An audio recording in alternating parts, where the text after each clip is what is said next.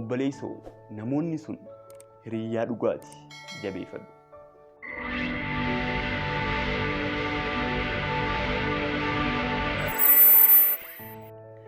Jireenya akka cidhaatti haa fudhannu. Cidha kanarratti namoota hedduu afeerta. Namoota afeerti keessaa irra hedduun isaanii yeroo isaanii eeggatanii dhufan. Gariin ammoo orraafatee dhufu. Namoonni muraasni ammoo guyyaa cidhaa dura argamuun hojii keessatti qooda fudhatan. Erga qophiin eegalee booda gariin si waliin koflee yeroo taphatu namoonni hagi tokko ammoo keessa isaaniitti hir'ina ilaaluun si komatan. Dhuma qophichaa irrattis namoonni lakkoofsaan hedduu ta'an dafanii bahan. Namoonni lakkoofsaan muraasa ta'an ammoo meeshaa si waliin gargar guuruun si gargaaran. Obboleessoo namoonni sun hiriyyaa dhugaati jabeeffadhu.